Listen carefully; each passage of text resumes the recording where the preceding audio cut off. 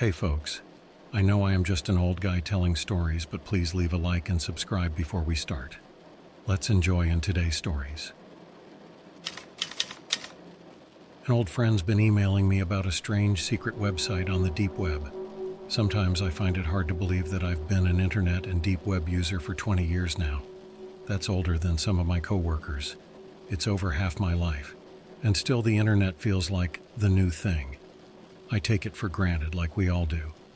But at least I remember what it was like when it wasn't there. When you had to leaf through an encyclopedia set to find an answer. When you could only find Gillian Anderson's picture in magazines. Or later when songs took 30 minutes to download and full-length movies were almost impossible to find because no one's hard drive could hold them. First getting online was super exciting. I mean, the first time I did it without supervision. Because I knew I had anything at my fingertips, I could type it into good old Lycos and there it would be. I was interested in naked celebrities and the paranormal back then. I was only 13, give me a break. I was so interested in the paranormal, I built a Fortune Cities homepage and linked it to the darknet web ring, where all the best dark websites and homepages came together. Pages on spell books, goth babes, the occult, dark art, and a gross out page or two. It was through the web ring that I met Angelica. Angelica hosted a Wiccan GeoCities or tripod homepage that I found particularly alluring. No, wait, it was Angel Fire. She just made the best of some cool animated GIFs, MIDIs, and frames. Amazing stuff at the time. Just like her, the page was creative and attractive, but also simple. The reason I bring her up is she contacted me just a few weeks ago by email, asking, "What's been happening?" A catch-up question. And this is pure Angelica. She signed the email with her ICQ contact, Allies. I enjoyed the quaint touch. It'd be like someone in the 90s sending a letter with a wax seal, right? I replied back with a summary of how my life had gone over the past 18 years or so, since I'd last communicated with her. 18 years makes you think. She shot back a response almost immediately asking for details. We exchanged a few emails this way. I was pretty excited to come home from work and write to her, actually. Nothing romantic. It was just like reconnecting with my past. It was a strange feeling. But I started to notice something off. She never really answered anything about herself. She ignored my suggestions that we text or even talk on the phone. She just kept wanting to know more about me. It got me wondering if something was wrong, like she's dying and just doesn't want to say. So I just ask her why she isn't sharing, and if there's something I should know. I read over her previous messages looking for clues, I guess you could say. And I noticed something that didn't occur to me at all until then. Her email address was at globetrotter.net. I know a lot of people still have their old email addresses that they just haven't given up. It just struck me as strange. Globetrotter was a Canadian ISP way back in the mid-90s. I didn't even realize they still hosted. It's like she was purposely trying to be old school. But something about it creeped me out. Like she was trying too hard to make me feel nostalgic or something. It's hard to explain. Again, I didn't have to wait long for her reply. She didn't tell me what was wrong. She just asked me, "Hey, do you remember the hole?" I didn't. Just a hazy sense that I dreamed about something called the hole once. Whatever it was, I had an instinctive feeling that it was something bad. I went over IRC rooms, websites, and news groups in my head, but nothing. She sent me another email before I could even reply. "You really don't remember? The hole was our little secret. Not many knew about it, even fewer how to find it, but we found it. It was right there all along. Sometimes when you'd load Darknet in Netscape, there'd be a tiny black dot in the bottom left corner in all this blank space. You had to hover over it exactly and click it. Then you'd be there. You'd be in the hole. You remember it now, don't you?" She was right, I did. I didn't remember ever calling it the hole, but I remembered that secret little space we found. I remember it was like the browser didn't see it as a real website or something. There wasn't even an address to copy and paste from the bar. It was just the letter M. I tried everything to pin it down to an IP, but M was all I could ever find. I remembered it. But I never liked that site at all. There was nothing there. It was all empty. I remembered being excited the first time we found it because it was something hidden and it felt like somewhere we shouldn't be. And then I hated it because it was just empty. And it made me feel bad and empty. I never cared to remember it. I wrote Angelica back telling her this. I didn't hear back from her that night. That was unusual. She normally replied right away. Eerily fast, like she already had her answer typed out and it didn't matter what I actually said to her. But now I was waiting for a response because this whole thing had me inexplicably shaken up. So of course, she doesn't reply. The next day, when I got home from work, an email was waiting. She said that we were missing so much. The hole had so much in it to discover, so many secrets, you could just keep going and going. It was like an endless puzzle. Everyone else stopped at the first layer, but she felt there had to be something else in it, that no one would create and hide this thing for no reason. And she kept looking until she discovered how to go deeper, and she kept going. She said, it's still there to find if I want to go looking. The web ring is gone, Netscape is gone, but the hole is still there. I felt a strange chill down my spine that I brushed off as nerves. I was up for a promotion and a little stressed after all. Then I started to wonder if she was pranking me, but Angelica wasn't really a humorous girl. She'd laugh at your jokes, but she didn't really make her own, and I just felt she was completely serious. In fact, something about her earnestness was really disturbing. I didn't reply to her right then. I decided to run some checks on her because things just weren't adding up. I started with her email address to see if she'd been posting anywhere. I was searching for a while before I hit something. I didn't find any forum posts or websites or anything like that. What I found was that her email host, Globetrotter, had stopped hosting 11 years ago. The email address she was writing from was impossible. Why would she go through so much trouble to create a fake email address that mirrored whatever email address she would have been using in the 90s? That wasn't just quaint anymore, that was crazy. I was really worried about her, but at the same time I was worried for myself. I was never all that close to her. I mean, we hadn't talked in 18 years. Why did she suddenly want to reach out to me? And why just to talk about some long-forgotten website?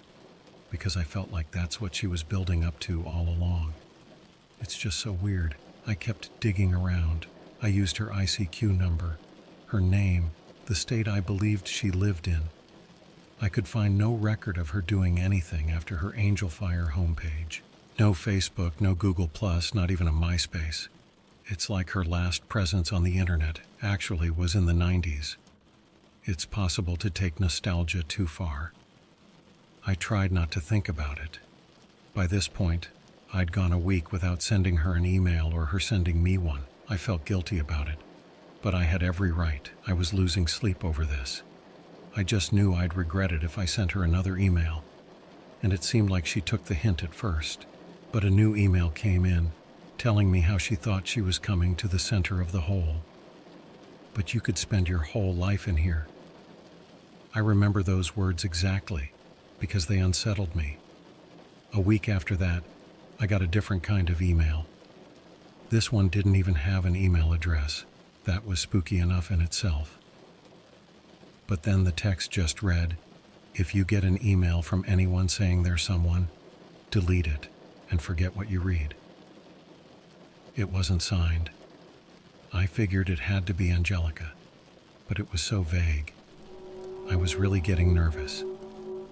I thought about getting the police involved, but I knew they couldn't do anything.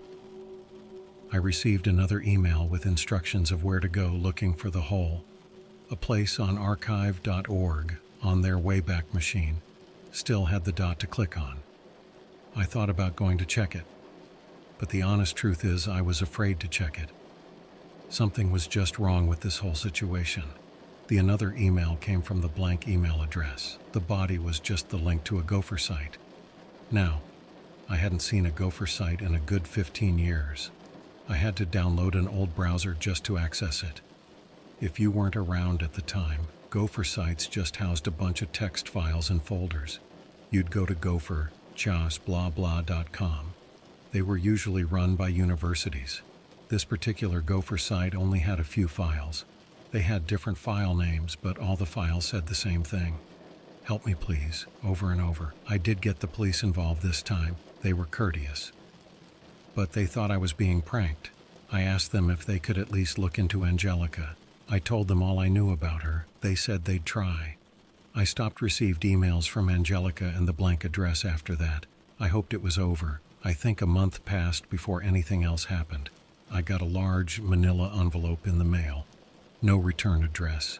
I hesitated to open it, but I did. And inside was a printout of all my correspondence with Angelica. Not just the new stuff, even emails I'd written her back in the 90s. I barely remembered them. But I recognized my old email address, and the things I said sounded like teen me.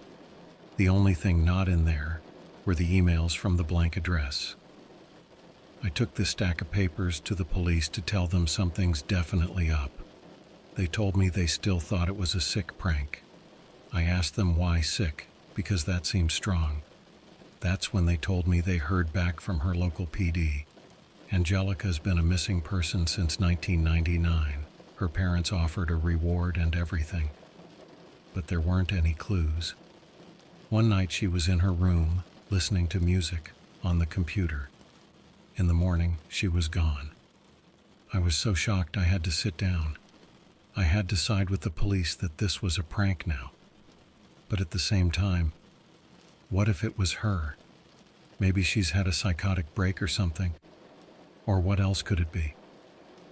What's this stuff about the hole? Is it even real? And about the blank email address? I haven't a clue. And that's what scares the crap out of me about this.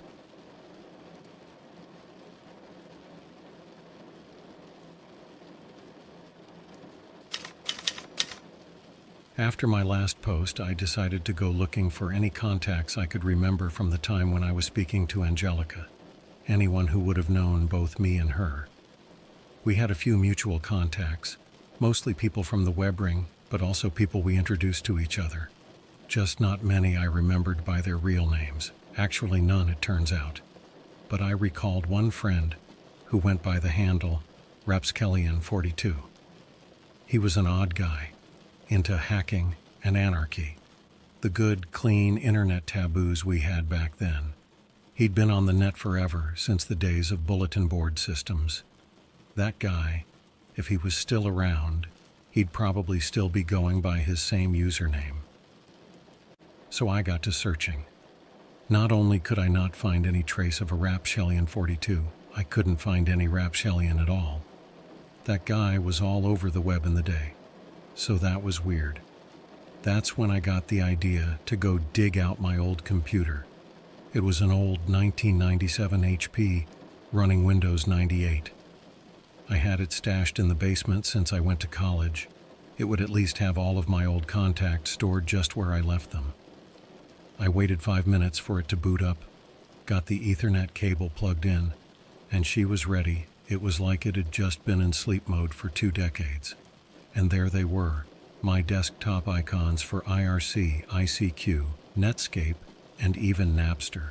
Napster. I learned there was more to music than the radio from Napster. Some good memories. Anyway, I honestly wasn't sure ICQ would load. I know ICQ still exists in some form, but I just doubted their servers would still accommodate the old software. One of the key features of ICQ that made it so ahead of its time was that, besides being the only instant messenger, it also allowed offline messaging. I mention that because not only did ICQ load, but it loaded with an offline message. That perturbed me a little, because it's like it was just waiting for me, knowing I'd boot it up. Except for one detail. The message was dated from November 1999. It was from Angelica, so it had to have been sent right before she disappeared. It just said, "You coming?" I went cold. Even weirder is that I know I'd been on ICQ after November 1999. I'd say I used it up to 2001 or so. That's when I went to college. It's like the message got trapped in the server all that time and I was only getting it now. That gave it an even more ghostly feel. I closed the message and looked for Rapskellian42. I was hoping just to find an email address on his ICQ info. I really didn't expect to see a green online icon beside his name. But that's what I got. That only added to how unsettled I was. I checked my phone to make sure it really was 2017. Then I fired off a message to Rap saying, "Hey man, long time no speak." I didn't want to just start with business after all that time. I was relieved when he replied back with a friendly hello and asked me how I was doing.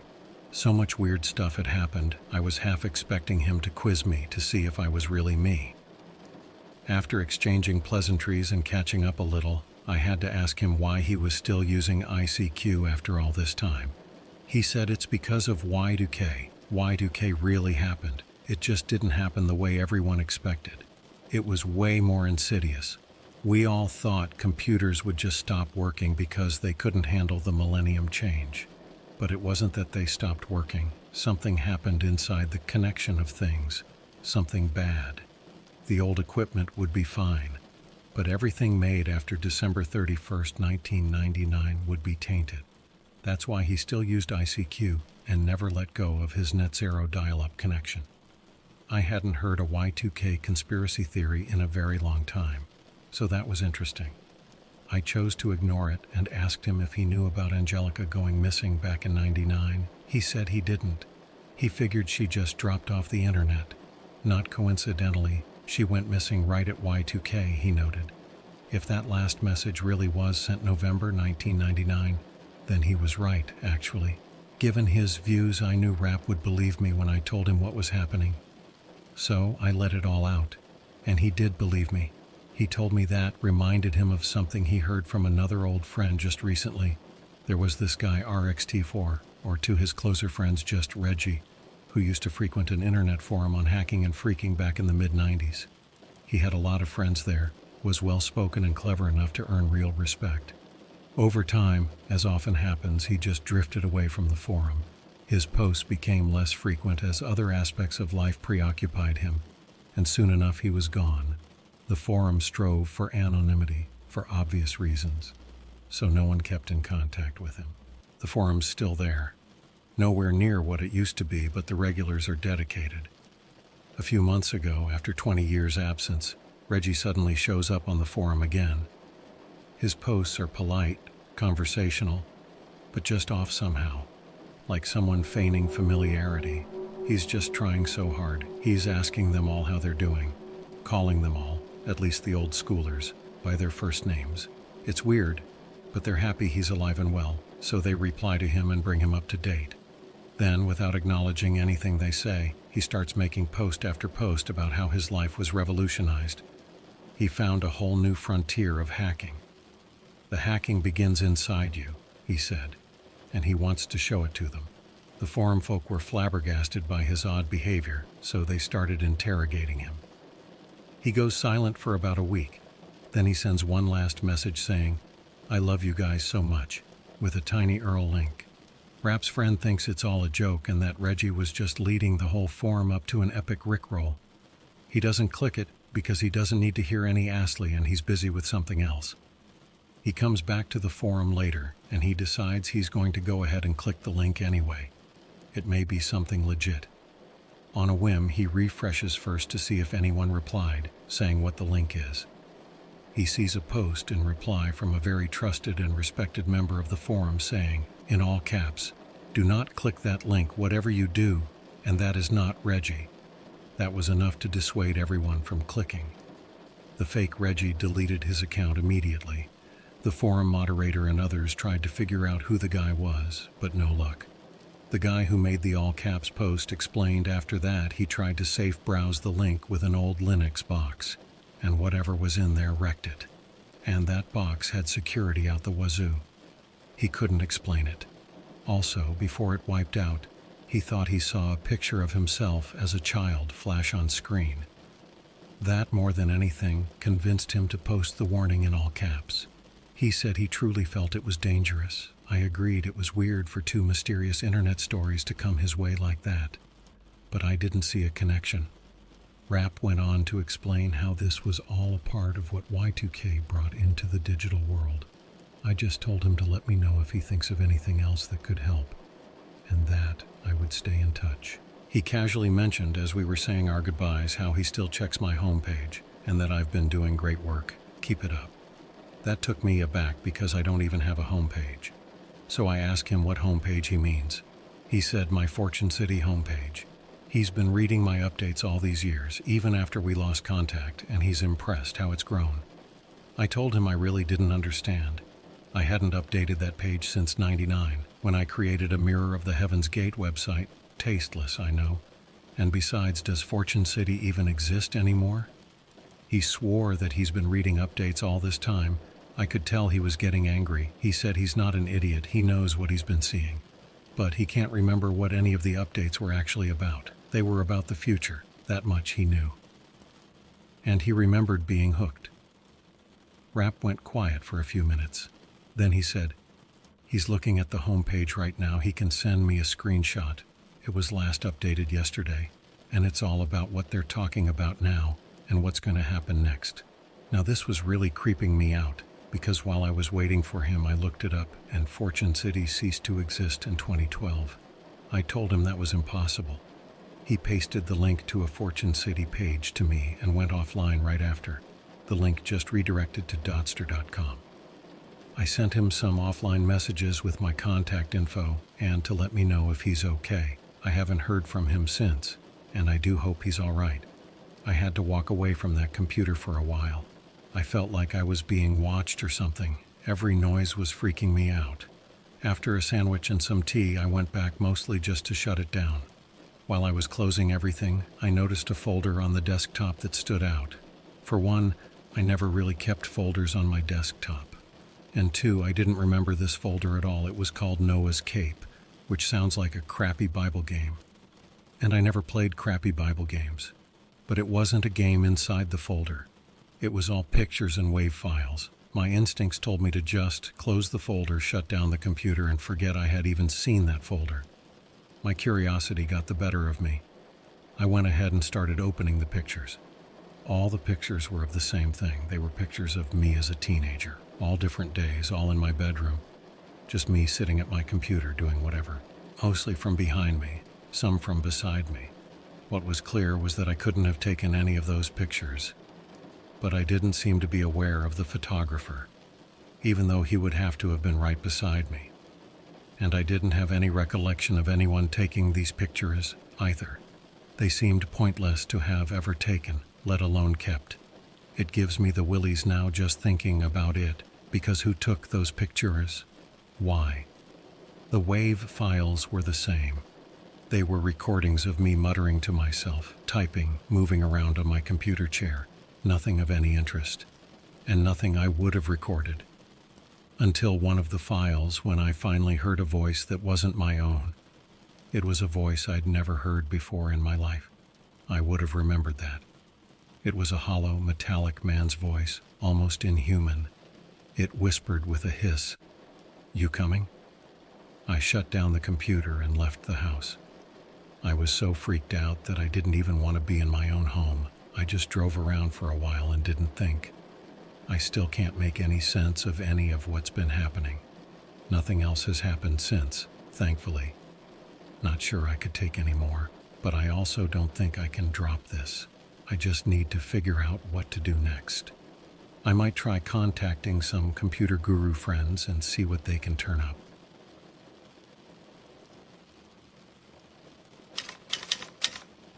So like I said in my last update, I contacted my buddy Ben, who's a real computer wizard. He works IT at the University of Guelph. I know that may not sound like the most prestigious place to be, but they actively poached him. He's good. Anyway, I give Ben an idea of what's going on and ask if he can get a lock on that Gopher site for me. I also ask if he can safely do it to see if there's anything to this whole site. He says that won't be a problem. The next day he already comes back to me with the question, "Is this some sort of a joke? I don't like wasting my time." I've never seen Ben even slightly irritated before.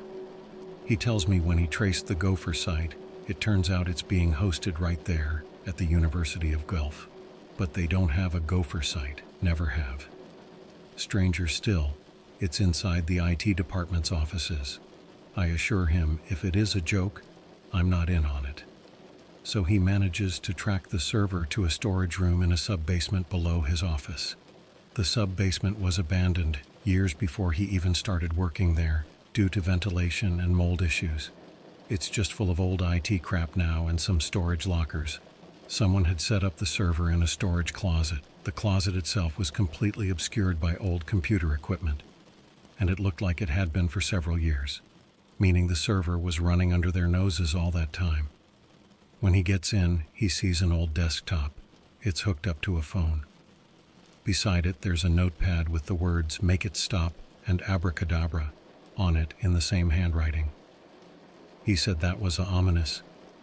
The whole place is covered in thick dust, but the server is still running. He hooks up a monitor and keyboard to disable it. And he said the ironic thing is it had an auto shutdown date of that very day. Gave him the chills. And he doesn't chill easy.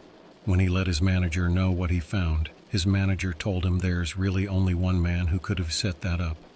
Back in the early 90s, a guy worked in the department they all called Milky. 'Cause last name was Melky and he was really white. He was a little eccentric. But then he had a burnout and it got worse. It started with him pounding his desk. The manager at the time asked him if he was okay. He said there's no way out. Ben's boss said he heard Milky say something like, "You think you exist, but you're just another part of it. Everything is just another puzzle." Then he asked, "Do I exist?" He said it was eerie. Every day around 3 p.m., Milky started standing in a dark corner of the office facing the wall. He'd mutter some things. The guys joked that he was at his prayers. But he'd always come away looking more upset than anything else. Once a new guy asked him if he was a Muslim, and he replied with, "I'm sorry." And the guy said, "For what?" He said, "It was telling me how your children die." Toward the end, before they fired him, he started telling them about how he found a place on the internet that wasn't made by humans. The guys joked that it was Skynet, since Terminator was a big movie. But he said it wasn't created by machines either. It was just always there, and it showed him things he couldn't unsee. Ben's boss even recalled that he started to tear up. The manager said it was sad to see such a smart guy clearly losing it. He was never caught stealing anything, but equipment disappeared during his shift and it just caught up to him.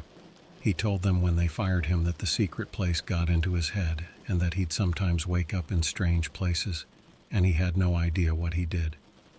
Ben said he wouldn't look up the hole for me. The gopher site was freaky enough. Because there was one other thing I should know. The server had a link up through the phone line to a really old webcam, low res, and the image updates every 4 seconds or so. It had been running non-stop since '97. All of them just show the front of someone's house, the same house back to '97. He sent me the photos because he knew what it was. It was my house. But here's the thing about that. This house that I live in now, I just bought this house 2 years ago. So why was there a camera focused on it since '97? I can't be the target then. I went back to the police with the webcam information anyway. Turns out, even though they didn't really think there was a crime going on, the local police department got curious. Or at least one officer date, Thero. Because the fact that Angelica disappeared meant there was a potential crime tied up in this. He went all out, investigating this, and actually turned something up. He found Angelica. When he told me she was alive and well, I was thrilled, naturally. He said she voluntarily ran away from home and chose not to have contact with her family. She declined to say why, and legally he was bound to protect her privacy. However, when he told her how it came about that he went looking for her, she asked him if she could speak to me. He gave me her phone number. I called her up. I was nervous since it had been so long, and I was excited to hear from her again after thinking the worst. She answered quickly and asked if it was me. I told her yes and said it was nice to hear her voice after all this time. Then she said, without any pleasantries, "It wasn't me sending you messages." I told her I figured that much out. That's when she let it drop. "I don't think you understand," she said. "I have never once in my life sent you any sort of communication before now. I don't know you at all." I felt a little shocked, a little worried, and angry. because a part of me thought she was lying. But what if she was telling the truth? I told her she must be confused. I found her through her Wiccan homepage on Angel Fire, and I described the page to her. She said she didn't make that thing, and I should never have gone there. It's bad. She wouldn't say any more on that. Then I told her all the details I knew of her personal life, about her likes and hopes and dreams and her family. She said it was all true, but whoever told him about it, it wasn't her. That's why she wanted to talk to me now, so I would know the truth. She remembered how it used to happen every now and then a long time ago. She would have people tell her they talked to her online all night, but she knew she'd never spoken to them. And they'd tell her she was doing things she knew she'd never done. She was asleep, or sometimes not even in town. Then they'd get weird or disappear. She remembered this one time she was doing her math homework, and a random guy messaged her with the solution to the problem. She was terrified. But she asked him how he knew her math problem. Was he spying on her? And he told her no. She asked him for help. She didn't believe him. So he sent her a screenshot. The message was from a day ago. She'd just gotten the homework that day. She said the worst it got was when she messaged a close friend of hers she saw online on ICQ. Her friend replied with, "Who is this?" She thought it was just a joke, so she said something silly. She didn't remember what. Her friend said she didn't think it was cool to be hacking Angelica's account, or if this was her brother, to knock it off. Angelica swore it was her, and her friend replied, I know you're not Angelica, because Angelica's sitting right here with me. She knew this friend wouldn't joke like that.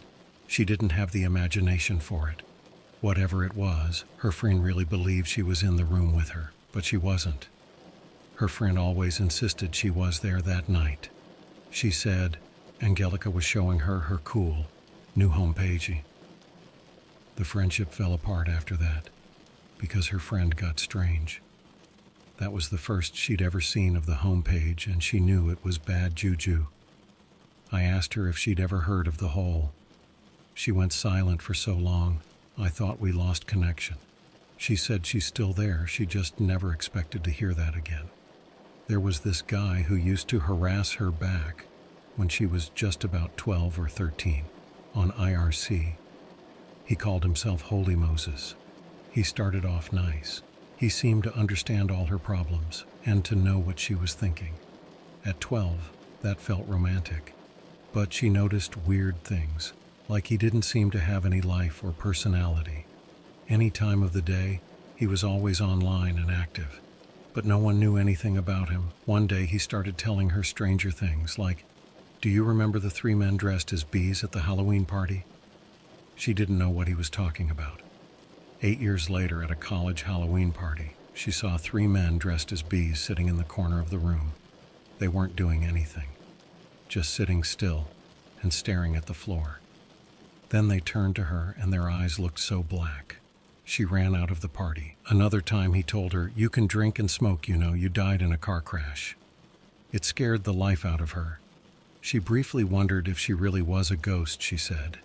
When she told him to stop telling her things like that, he said there was a place she could go that was for special people only, and she'd never need to go anywhere else. It was a place on the internet that was infinite in all directions. She said she remembered him saying that specifically, and everything she needed would be there. It was called The Hole, and she just had to send him a message with the letter M to get there. She actually tried to do it, because things weren't going well for her. But she sent the letter in by accident because her hands were shaking. Holy Moses went offline and she didn't see him after. Until 2010, when she got an email from the New Commandments holymoses.com saying, "You coming?" If anyone was impersonating her, she said that was the most likely person. At the time, she was so naive. Looking back on it now, talking to me, she said he was the creepiest person she'd ever encountered. Just thinking of him creeped her out and made her afraid he'd sense it somehow and come for her. She said that was all she had for me and not to call her again.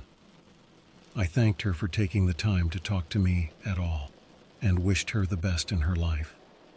I think I'm going to need some time to process all of this.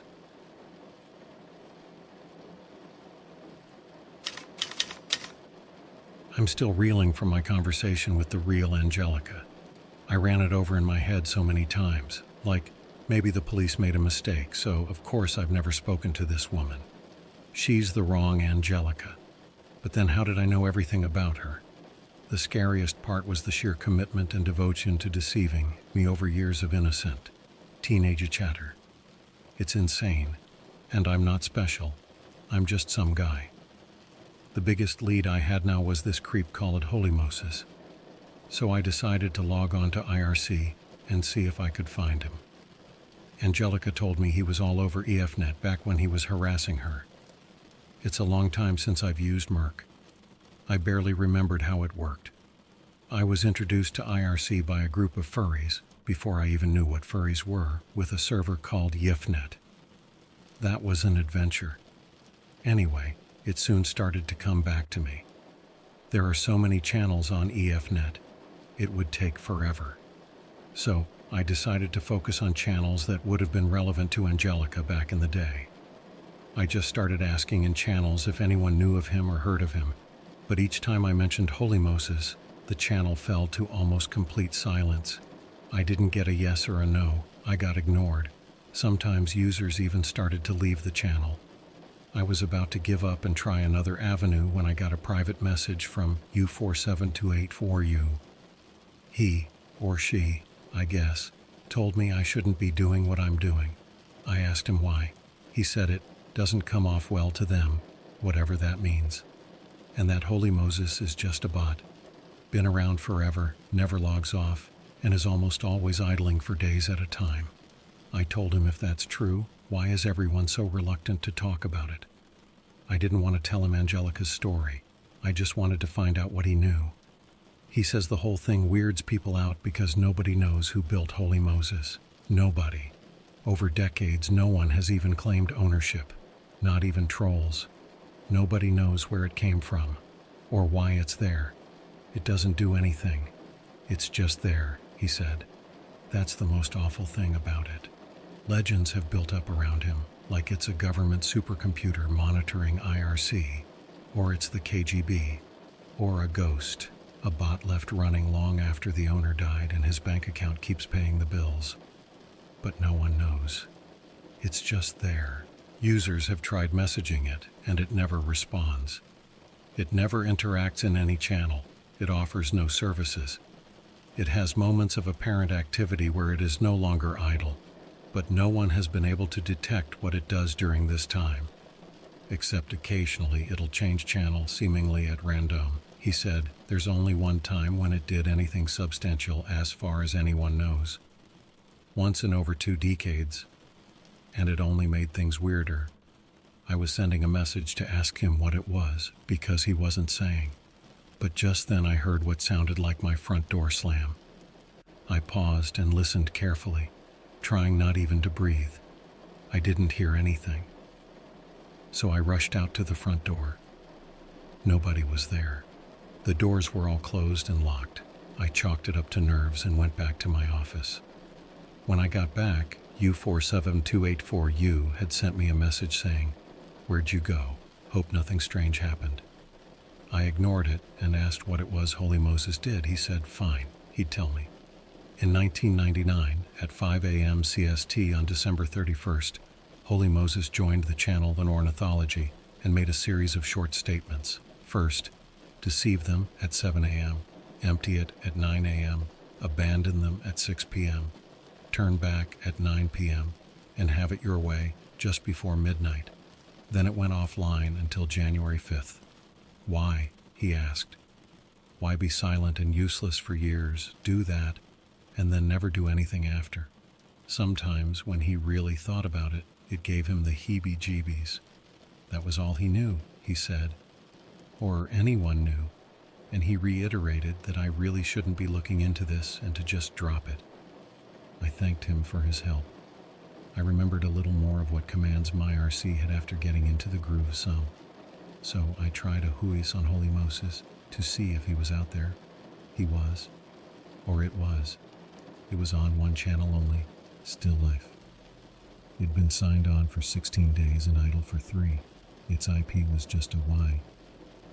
I was thinking about going to the channel and messaging him to see what would happen.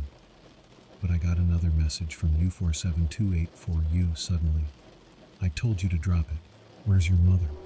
I closed out of Merc immediately and walked away. I figured it was just a nut trying to psyche me out. And it worked. But after it sunk in, I realized I'd better call my mom and make sure everything's okay. To my relief, she answered the phone pretty quickly. I asked if everything was okay. She said sure, except for my little prank. Right away, I felt a chill. I hadn't done anything. I tried to calmly ask her what prank. She said the 2 guys.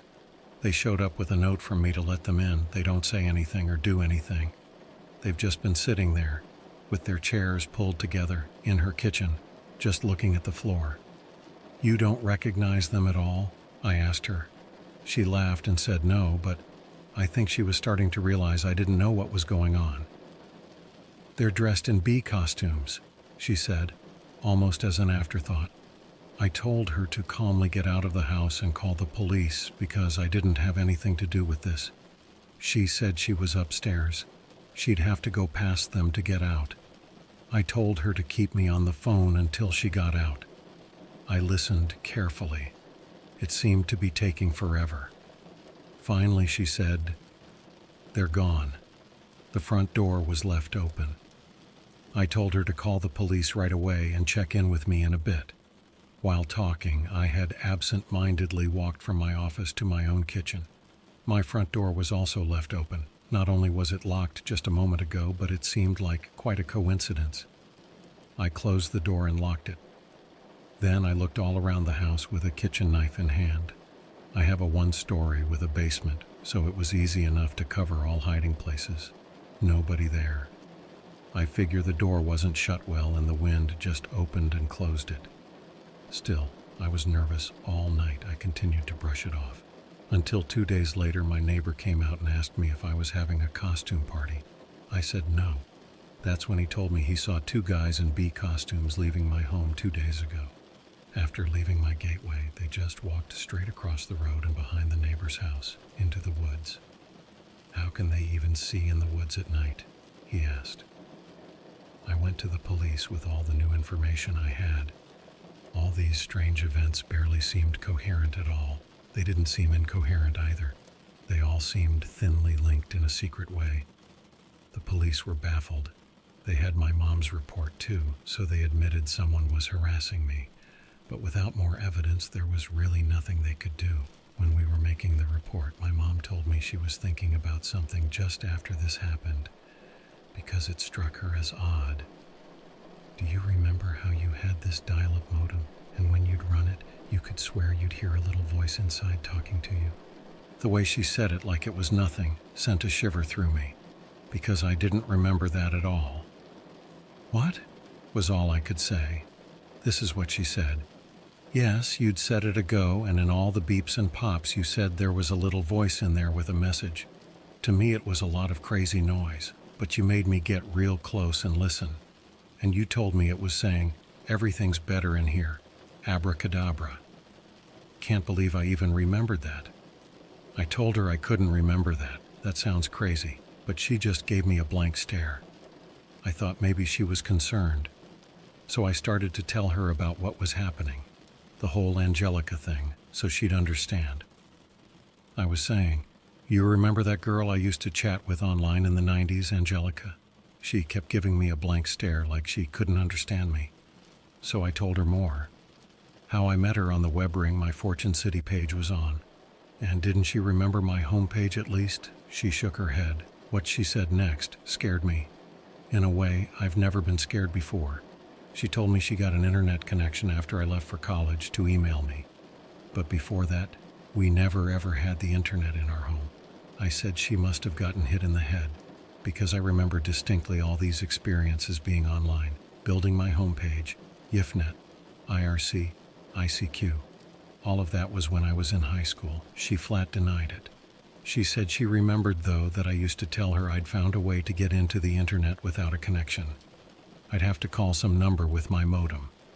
Then I'd have to sit still at the screen for a few minutes, something like that. She always thought I was joking before day. Thero came to get us.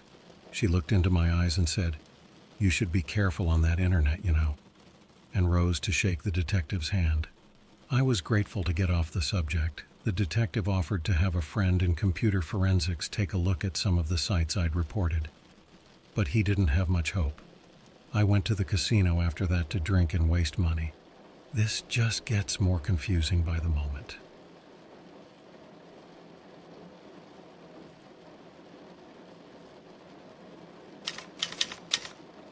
I continued to argue with my mother after my last update. I still didn't remember any of the things she told me, but she assured me there was no internet in her house while I lived there.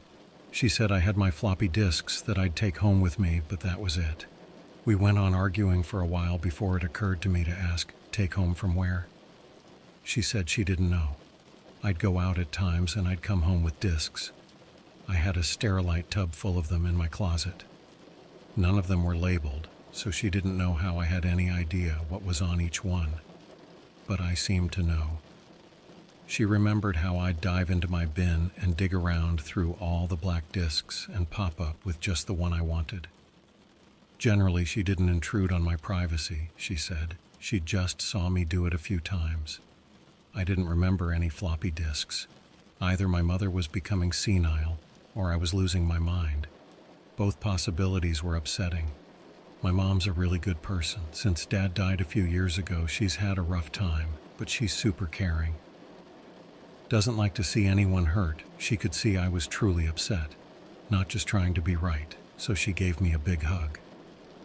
And she told me I should ask Ricky. I hadn't thought of that. Ricky was an old high school buddy of mine. Well, we were friends from grade 2 until we left for college. We just drifted apart. I have him friended on Facebook, and we never talk. She said when I'd go out to wherever it was I went, I usually had Ricky with me. We'd walk all the way across the bridge into town to pass our weekends. I decided to take her advice. I sent Ricky a message on Facebook. He wrote back really fast. I was surprised because I never see status updates or any activity from him. I asked him if he was free for a phone call. I was scared about having another internet-only conversation about this stuff. Facebook said he was typing a reply for about 5 minutes before my phone rang. I didn't recognize the number, and I know I never gave mine to Ricky. So I hesitated. While I waited, Ricky started typing out. Over and over. So I answered. The voice on the other end sorta sounded like Ricky. As much as I could remember, but like he was really far away on a beat-up CB. I don't know why, but it made me feel weird and uneasy. I said I think we have a bad connection. He said it's the best possible and that he knows. I was about to ask what he knows when he said alt.rec.birdwatch and hung up. I got a message on Facebook saying, "Nice catching up." He wouldn't answer anything I said after that. I used to browse news groups as a teen, mostly for the porn at the alt-binaries groups. Now I had to look up how to get to news groups. I remembered being able to do it through my email software, but apparently that's not a feature of Outlook. I looked up news group readers and found one I used to use back in the day. Forte Agent. I found some servers and started looking for alt.rec.birdwatch. When I finally got on, I found it was mostly British upskirt photography. I didn't understand why Ricky wanted me there until I saw a post with the header, "Remember the dog," and instantly felt chills. I didn't know why, but there was something to it, something from my past. This is what the post read. Everyone remember how sometimes you'd go in there and it'd be all dusty and no one was there like it was abandoned years ago, but you could still go sit at a computer and get online? And remember how sometimes you'd go in and there'd be these people there and they were really weird and they'd just watch you like you were a rat in a maze, and sometimes they were in costumes? Anyone remember the dog? Sometimes there were no people and there was just this dog at the counter. I think it was a golden retriever. It never panted, but it watched. And sometimes it'd make you do things. That was it, and that was enough. I was trembling slightly. It didn't look like anyone replied, and that was posted 3 years ago. It seemed out of place, for sure, but I knew what she meant, and I started to remember now. I remember at least that there was an internet cafe in town. It didn't last long. Like most internet cafes, it popped up around 96, 97 to take advantage of the internet craze and let people who didn't own computers experience it. When personal computers became more common, they died a quick death. This cafe was popular with the teens in 96. It got stale after that. That's when something happened to it. It changed management or something. It changed. We tried going back just to hang out. But most kids didn't want to be there. I had some friends who just wouldn't go. Or say why. But Ricky and I would hang out there all the time. Why couldn't I remember that before? My mom was right all along. I replied to the news group message with, "Why wasn't I able to remember?" It was a long shot, since the post was so old. Then I started looking through the other posts to see if there were others like it. There were others. They were all vague. But I knew what they were about. I don't think I've ever been so unsettled. Someone posted, "Sometimes when we were hanging out, we thought we were there for just an hour or so. But when we came out, the whole day had passed. And when we talked about what we did there, we had completely different stories, even though we were together the whole time. It was like an acid trip, and we were stupid kids, so we kept going." The Egypt. That's what the place was called. None of these people would say its name, but I remembered it now. That strange little internet cafe just behind the post office where I didn't even realize there was commercial space before. The Egypt. Someone posted, "There was this one time when my friend dragged me along and I didn't feel like being there. The owners or staff or whatever weren't there that day. It was the dog. I don't like to think about it. Remember how it never panted? Somehow that sticks out after all this time. We were just goofing off, nothing special. When I looked over at my friend's screen, he was watching a live webcam of my bedroom, just staring at it. I think this is a dumb joke, but it pissed me off. I told him that was weird, and I was not okay with a webcam in my room. He just said, "Something's going to happen." Gave me the heebie-jeebies, because he wasn't joking, and it didn't even sound like him. Here's the thing that gets me most. I decided to leave, but need to piss first. On the way out, I go over to my buddy and he's still watching the webcam. That annoys me. But worse, when I looks at the screen, someone's in my bedroom ransacking the place. Under the mattress and drawers, I'm ready to go home and get one of Dad's golf clubs. Then the guy looks right at the camera and starts taking it down. I saw that dude's face. It was me. No doubt about it. That was my face. How is that possible? You're thinking the webcam wasn't live, but it was. Someone replied to that post with, "When you were in the bathroom, did you try knocking on the wall?" Someone knocks back. Someone replied to that with, "I did. He said he'd let me in, but there's no door." In the sea of birdwatching photos and upskirts dating back to 95, that was all I could find. I closed it down. It was too much. I was psyching myself out. But later that day, I had a reply to my post. It read, "You weren't meant to." I felt it then, that something really wrong would happen in that place. I reached out to my friend Ben again to see if he could help me identify those people, because I didn't recognize any of the names from around town, but surely that dinky business didn't have locations in multiple towns. Ben got back to me with a last favor message. He said the news group I was talking about doesn't exist, and no such posts were on alt-rec birdwatching. He did say he went ahead and traced that link I gave him to the hole. He was able to link it to a specific address, which he gave me, and I recognized it. It was the address of the government duplex I grew up in. It seems like every answer is just a lot more questions, but I've made up my mind to go back to my hometown and check it out. If I find anything, I'll let you all know.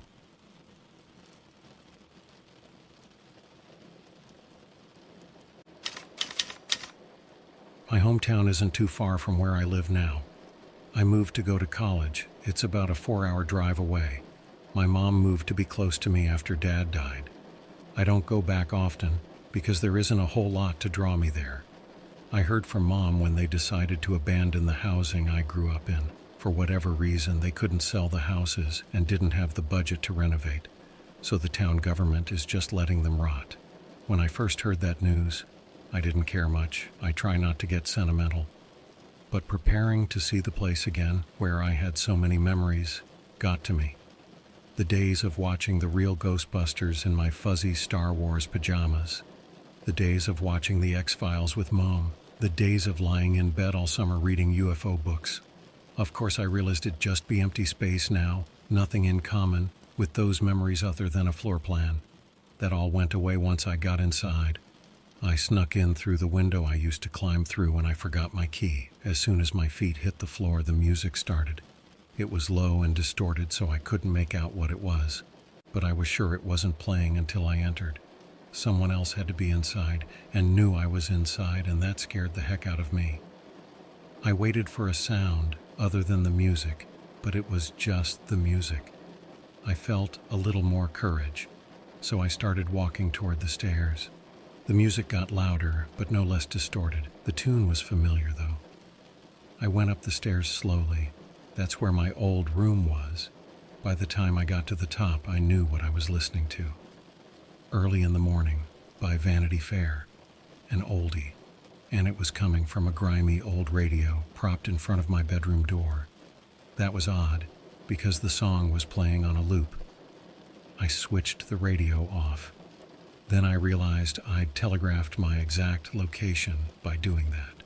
I broke out into a cold sweat for a moment, waiting for something to happen. But all I heard now was a buzzing from in the room, like a beehive. I also saw my name placard was still on the door. Other people had lived here after Mom left, I'm sure of that. Why would they have left that? I opened the door. I didn't and still don't know how to react to what I saw inside. The room had been set up to look exactly like it did when I was a teen. Not like it did after I left for college or even just before, like it did in 1999, down to the details. The Halloween lights around the desktop, Fangoria posters on the walls, my old Mr. T pillow on the bed.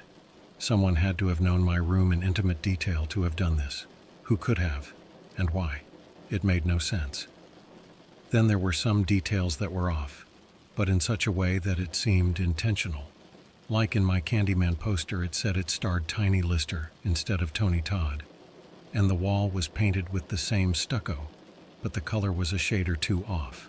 Things like that. They were everywhere. That was more troubling to me than the recreation itself. I found where the buzzing was coming from. The computer. It was running. Maybe Ben was right about the hole. I sat down and activated the screen. Like the rest of the room, the desktop was a faithful snapshot of 1999. Every icon just as I remembered. I couldn't find anything running out of the ordinary. It just felt strange, like I was transported to the past. That's when I noticed the one thing out of order with my desktop. An icon way in the corner, almost off the screen, called Milk and Honey. I never had any such file, I'm sure of that. I started moving the mouse up to it. I felt strangely afraid to open it. Before I could, the radio started blasting Early in the Morning again. My heart almost stopped. I looked behind me expecting the worst. Nobody was there. I got up to switch the radio off, but it was still off. I checked the batteries, and there were none. That's when I realized the music wasn't coming from the radio. I wanted to get out of there. I felt fear before. I don't think I've ever known what dread feels like before then. Not really. But I had to find out what Milk and Honey is. It loaded a telnet connection. I hadn't seen one of those in a while. The connection worked because in a few seconds an ash-eye mountain filled the window. I waited and waited for something to happen. But nothing did, just the mountain.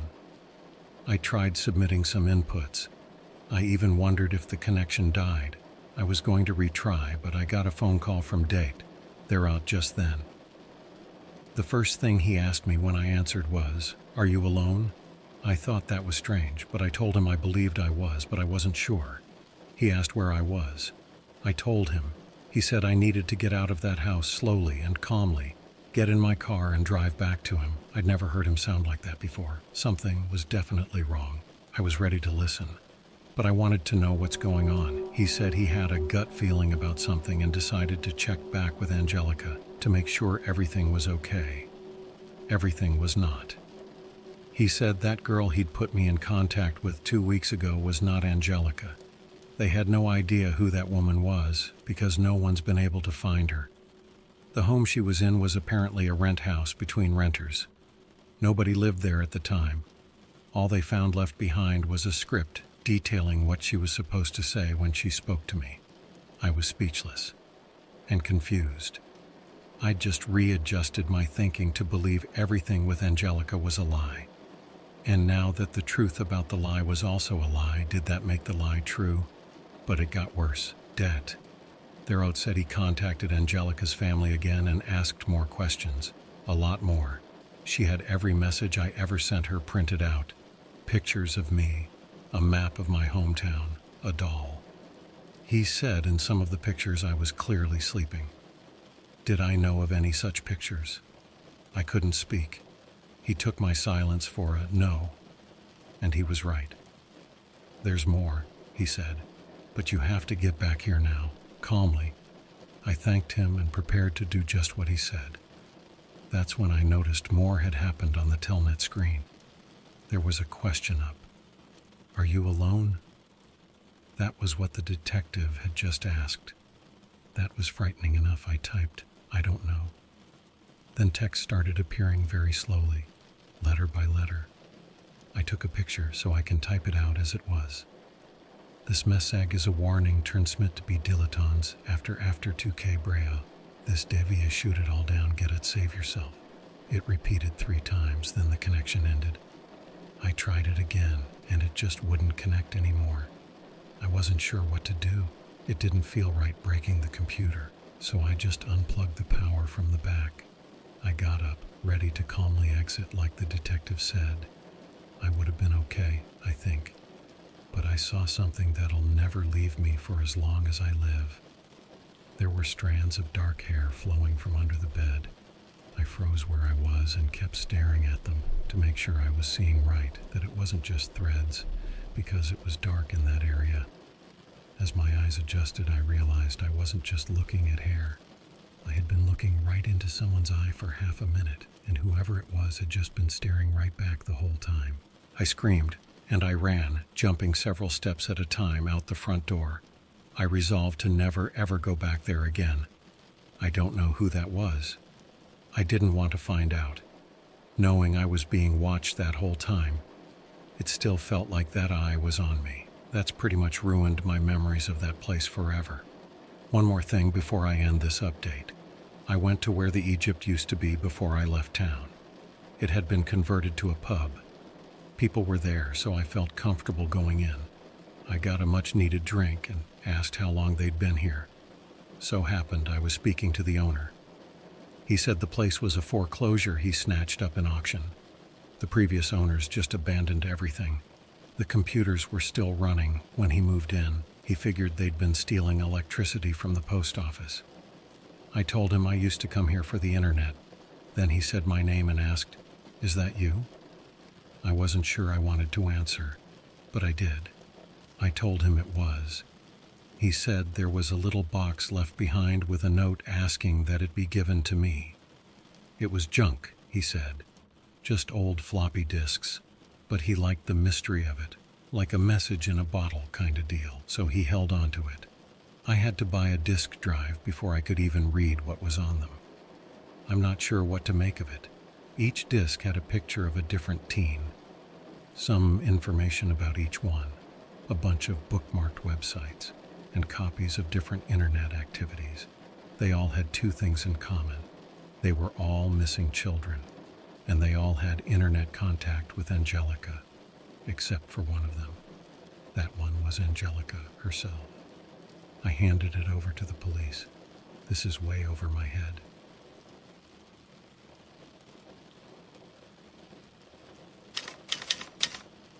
A lot has happened since the last update.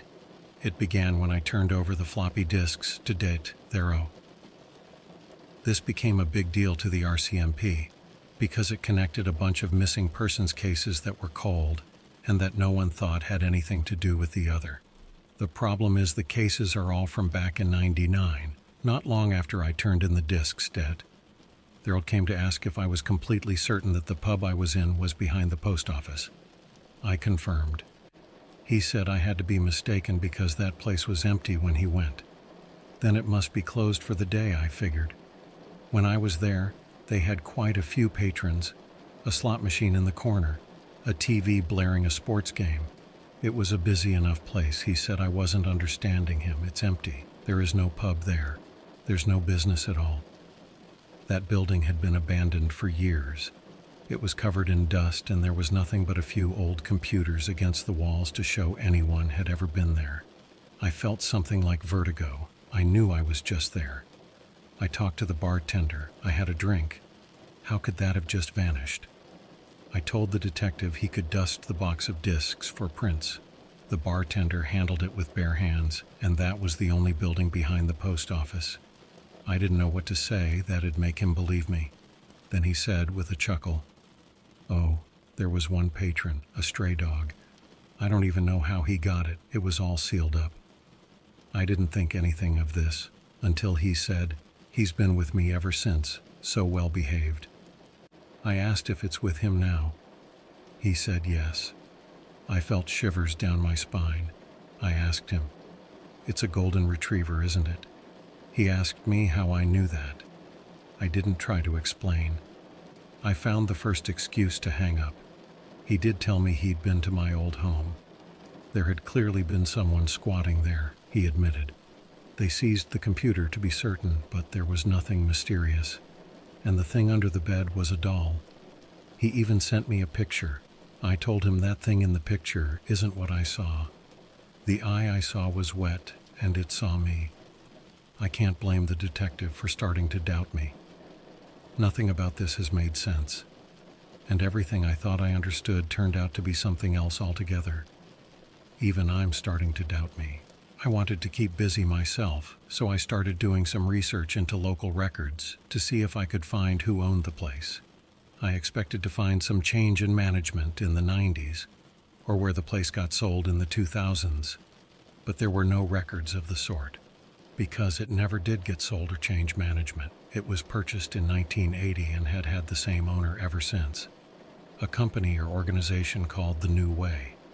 It didn't seem like it could be the same owners because that place was never used before the Egypt. In 1980 there wasn't really an internet. Who would buy a place and do nothing with it for 15 years, just waiting for the internet to happen? I just couldn't find anything else. Nothing on the company at all. It's hard to describe how alone I've felt these last few weeks. I've talked to a lot of people about it, but their help has been limited. That's why I decided to try to go back to alt.rec.birdwatch, if it was still there. At least there someone might be having a similar experience, and I had no trouble finding it again, actually. I don't know why Ben couldn't. So I made my post. I asked if anyone else had heard of The New Way. Then I waited. To my surprise, I got a call from Ben right after. He asked me if I'd done anything recently. I asked him to be more specific. He said, "You must have done something because something happened." I still had no idea what he meant. He sounded strange. His words were just slightly slurred, and there was no accent anywhere in his sentences, just a string of words. "Something's happening right now," he said. I booted it up again. Ben was just the most rational, bland guy. Something was definitely wrong for him to be acting like this. So I asked him if he was okay. He said that I needed to check my messages. I asked what messages. "Listen," he said, "you have to check your messages. They've been waiting for you." The whole thing didn't feel right at all. I asked him again what messages he meant. All I heard was little whispering sounds like psst, psst, psst. I thought I was losing him. But when I listened carefully and turned up the volume, I heard it. He was saying please over and over and over. I felt a pit in my stomach. I asked if he needed help, if there was anything I could do. He went silent for several seconds. I said, "Ben." Still silence. Then he shouted, "Please." So loud I dropped my phone. I scrambled to put the battery back in with shaking hands. And then I called in a wellness check on him. I called the Guelph campus too, just in case. I didn't know what else to do. I'd never experienced anything like that. I checked my email right after to see if I had anything from him, but I didn't. I had no voicemails, the only other messages I could think of, what ICQ. So I powered up the old computer again to check on my ICQ account. It's possible there was nothing. I just had to make sure. It felt like it was taking forever to start up. When it did, I did have a message waiting. It wasn't from anyone I recognized, but I don't think it was from Ben. The name on the account was Constance Ike. The message said, "Heaven." There was a link to an MP4 video. I clicked it. The download box said it would take 30 hours to complete, so I just let it go. I tried replying to Constance too, but ICQ alerted me that the account was disabled. I also couldn't find any results on any search for such a person. I don't think Ben would ever make a fake account like that. But how did Ben know about the message? I got contacted by Guelph University's campus security later that day. They asked me when I'd last spoken to Ben. I told them. They said he hadn't been to work in a few days and has not been answering the phone. I was the last one to hear from him, and they recommended I file a missing persons report. I did. So far, nothing's come of it. I'm worried about him. The next day, I got an email replying to my post. I recognized the address. It was the same person who posted about the dog. She said I needed to call her urgently and provided a 1-800 number and a series of numbers and letters for it to BMT. I got an interactive menu system for a tanning supplies company. I pressed each of the numbers in the order she said, and the system said I was being transferred to an account specialist. I heard someone pick up the line. Almost right away she said, "You went back to the cafe, didn't you? You shouldn't have done that. Was it the pub?" I think I gasped. She said she couldn't talk long, so I had to just listen. She wanted to tell me something that might help me. She said she started remembering about a year ago. She remembered the sessions in the Egypt. They preyed on vulnerable misfit kids. Whoever came there got introduced gradually to this website called The Hole. Once they showed it to us, we had to sit there and study it, solve its puzzles, but it'd change us. That's what they always said. She didn't know if they built it or not, but it's what they were all about. This is the thing to remember, she said. I think we're still in the hole. I tried to ask her what that even meant, what she was talking about. She had already hung up before I got the chance. I haven't heard from her since, or from Date. They're out. Still no news on Ben. I don't know if I'm any further ahead. Every step forward is 3 steps into the mist. That's how it feels anyway. But I do have one other thing. The video file finally finished downloading. I knew what I was looking at as soon as the video started playing. It was VHS security cam footage of inside the Egypt. It's been a long time, but it hit me fast. There was no timestamp. The footage was grainy and the tracking was off, but I knew it. There we all were, sitting at our computers, with our backs turned to them, staring at a wall. I was able to pick myself out in the group. We just sat there staring ahead. Nobody was moving or saying anything. I couldn't make out what the computers were doing behind us, but we weren't touching them. What were we staring at? What were we doing? Why would I do this? I couldn't remember any of it. I was the only one that ever looked away from the wall. I kept glancing over behind the bar. It was hard to tell, but I think I was afraid of something. I looked frightened. I stared at the area on the screen I kept glancing to.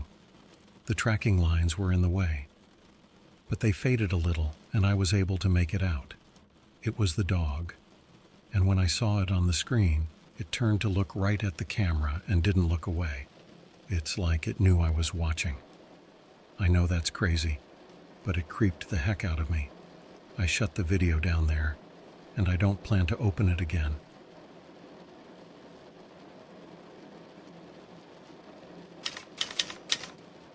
I'm still pretty shook up, and I'm done with this, but I'll try my best to explain this clearly. So I kept researching the new way, 'cause there had to be something to it. I was able to find a record that mentioned the owner's name, Joseph Van Eck. That wasn't familiar to me. I looked for obituaries, white pages, anything that could lead me to him. I didn't think to look for missing persons cases, but I stumbled on it. An old home page asking to help us find Uncle Joe. I emailed his niece from the address listed asking for more information. The page was made in '99, so I didn't expect the email to work. But it did.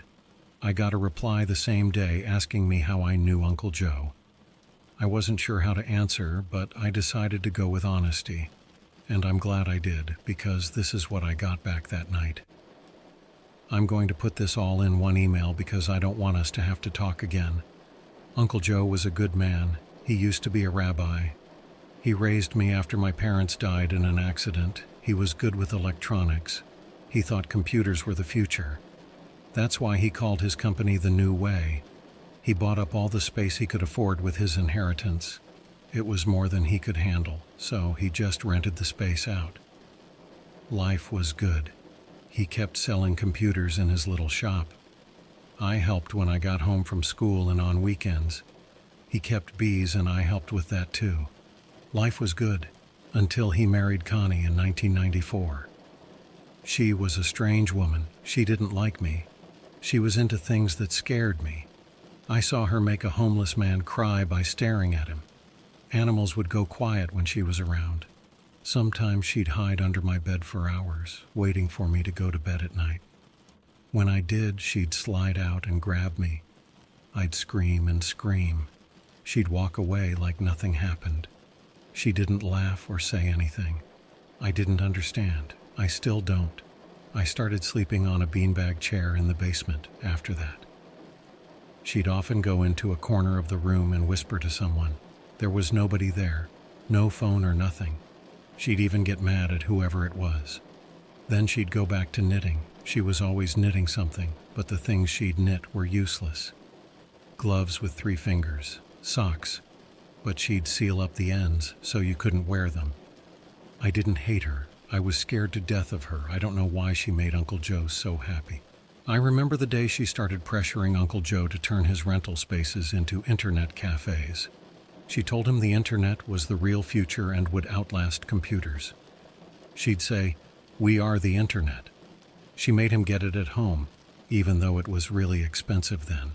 She had him go to this website she called The Hole. I remember that, because it always made me nervous when she talked about it. Uncle Joe asked her who made it. She said she had no idea. Nobody did. She found it already made just like everyone else. She told him it called to her. At the time, I thought that sounded flaky. Now it just gives me creeps. Uncle Joe changed after that. They spent a lot of time on that website. I don't understand it.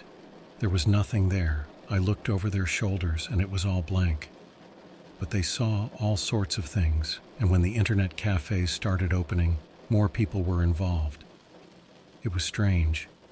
They would sit and stare into space, and strange things would happen, like I could swear I heard a voice in my modem when I'd dial up, and when I listened it was saying, "It hurts." I said it was all in my head. And another time I got an email asking, why wasn't I able to remember? I don't know why that message upset me so much. I remember it so vividly. One night when I was alone with Uncle Joe for once, I told him I wished things would be like they used to be. He said that's what everyone wants, but it can't be. He leaned in close and whispered, "The Hole talks, tells us things." He told me about how, this is strange and I didn't understand it, but I'll try, how human beings are set to be obsolete and they need to upgrade for the new era. He said Y2K, if you remember that, wasn't going to affect computers, it was going to affect people. The Hole showed him how people can put their souls on the internet and be upgraded. Everyone else would just decay over generations into beasts that kill and eat and watch TV. I didn't dare tell my Uncle Joe that this was crazy. I couldn't hurt his feelings like that. But I knew something bad was going to happen. Uncle Joe and Connie went off to open their internet cafes all over. and I left the home for college. Uncle Joe kept in contact until 1999. Then I lost him. Connie disappeared too. I know some bad things happened around those internet cafes, but it's not Uncle Joe's fault. Please don't blame him. I had plenty more questions and I sent them to her. I never heard back. But at least she gave me some real answers, and it all led right back to the hole. So that really left me with one thing to do. I figured I had to go to the hole after all, if I ever wanted to know what was going on, anyway. I pulled up the instructions Angelica sent me on how to get back to the hole. I can't say I felt like I was doing the right thing. I didn't. It felt tea kettle wrong. Like there was something really terrible just off screen in my memories. I knew it was there, but I couldn't see it. So I welcomed the interruption when my phone rang. My neighbor was calling to tell me the man in the bee costume was back. He was standing in my front yard, he said. I walked over to the window and peeped out. It was nice and toasty inside, but I felt my whole body breaking into goosebumps. He was there, under the streetlight, looking right at the window. I asked my neighbor how long he'd been there. He said he called me as soon as he saw it, and that I should hang up and call the police. I tried, but there was no point calling the police. As soon as I hung up, he walked across the road and into the woods. I noticed when hanging up that I had an email notification from Ben.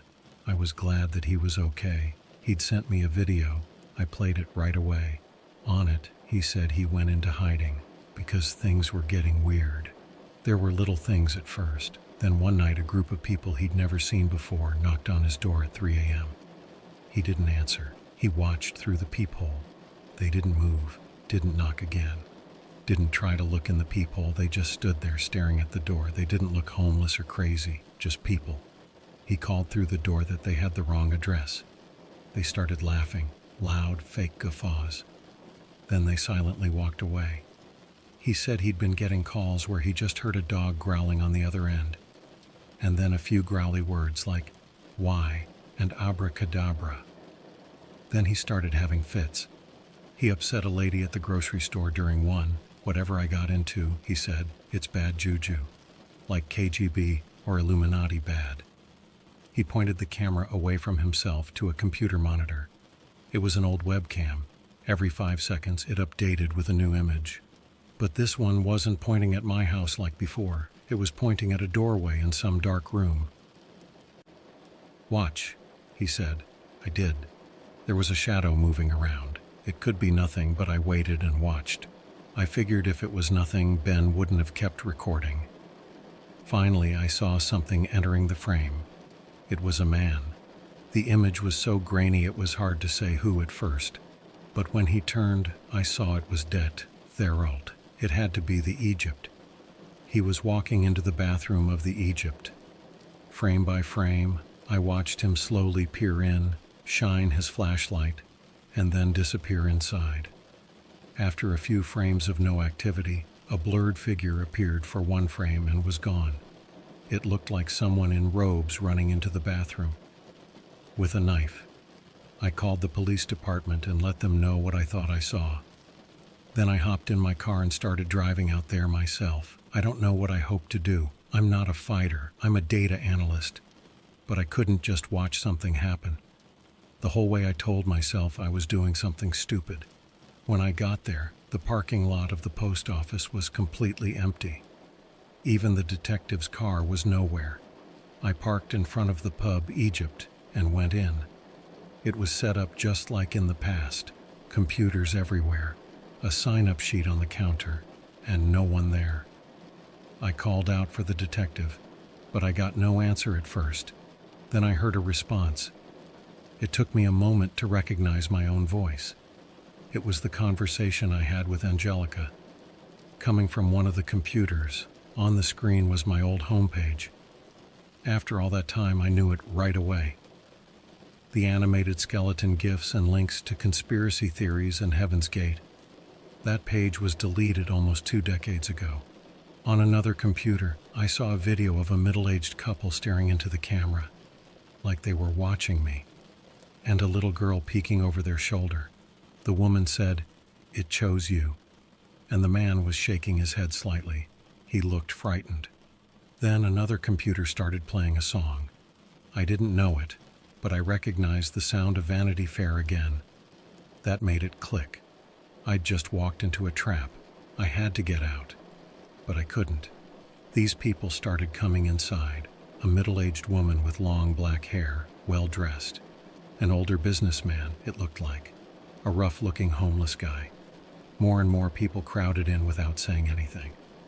One of them was Angelica. I just knew it. They were moving toward me. I tried talking to them, but their faces were blank, emotionless. They didn't seem to hear. I ran into the bathroom and closed the door behind me. It had a simple turn-the-bolt lock, so I locked it.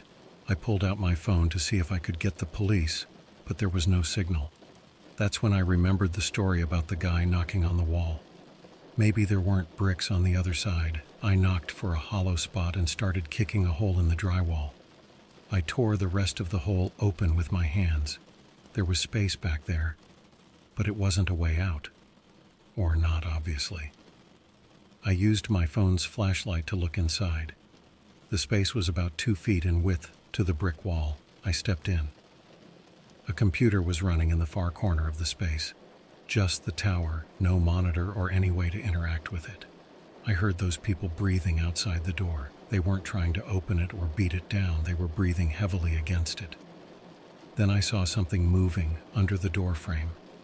I thought it was a finger slipping under, maybe trying to grab a shoelace or something. But it was too pink. It was a tongue. One of them was licking under the door. That scared me enough to go deeper into the space, stumbling over pieces of sheetrock. I tried to follow the lines on the computer to see if they went outside, but they didn't. So I grabbed the tower and used it to beat against the brick wall, hoping to knock the bricks loose. They didn't budge, but the computer was in pieces. I gave up. As I climbed back to bathroom, I noticed 2 things. One, written above the hole I just made. The hole had been painted. The other, it's not sheetrock I was stumbling over. It was bones. I hurried out and sat in the bathroom stall for what felt like hours. I didn't come out until date. Darrow showed up. He said no one was out there when he arrived. All the computers were gone when he took me out. He said he hadn't been there all day. Also, he had no idea what dog I was talking about, but the bones were there and very real. He said we'd have a lot to discuss in the next few weeks, and that I needed to quit meddling. I agreed. I'm done. The B guys, Moses, Angelica, go for sites. They can do what they want. I'm done. Oh, if anyone's interested, I did look up the song I heard. It was Come Tomorrow.